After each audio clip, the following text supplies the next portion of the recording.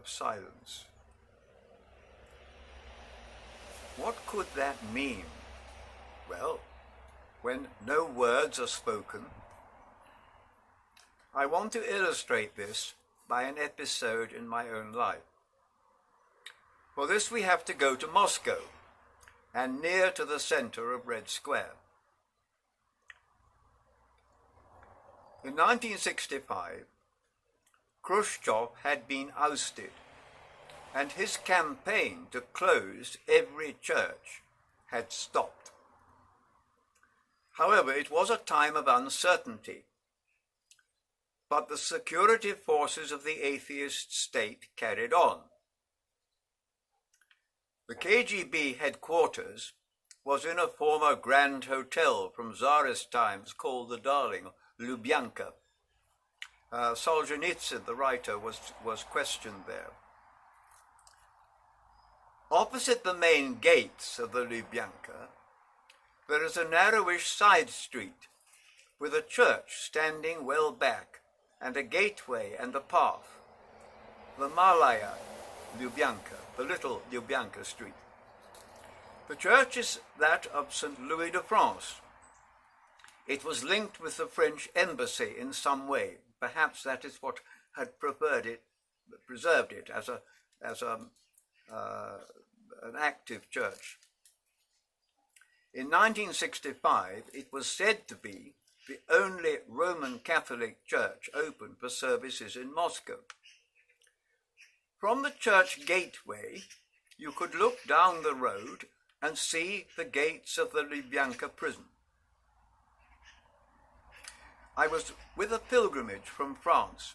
I'd been asked to join it as I had some knowledge of Soviet Russia and church life. So we cluttered out from our bus, but as we entered the church, there seemed to me to be an intense silence, a vibrant silence. I stood still and looked around, and there were about 6 or 7 people scattered around, unconnected, and presumably praying.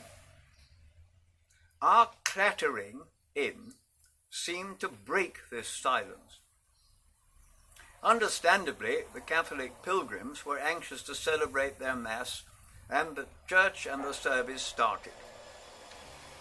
After the service, we clattered out, and the vibrant silence seemed to return. I wondered if I was imagining something, but when I turned to the pilgrim next to me in the bus, she said she had had exactly the same experience. But when we clattered in, we broke up the silence, and when we clattered out, it reformed. From the gateway of the church, you could look down the road and see the gates of the prison. I reflected that it showed me an atheist regime had no power to banish or stop the divine presence. The voice of prayer was silent, but the power of the prayer was tremendous. The memory is sometimes hard to handle. Jesus taught, and it's recorded as it were part of the Sermon on the Mount by Matthew. Go into your inner chamber, shut the door. The Father who hears in secret will reward openly. In that way, you avoid the temptation to do it to impress others. There is God's silence and man's silence. There's a card on our dining table, be quiet, I want to say something, which won't surprise people who know our family. Sometimes we have to make a passive silence of listening. It's not always easy to create silence, but it is easy to prevent it.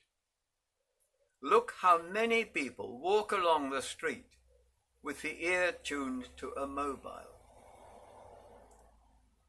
there are moments of reflection.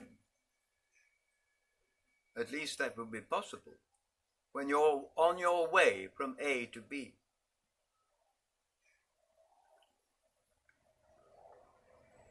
We need to treasure moments of silence.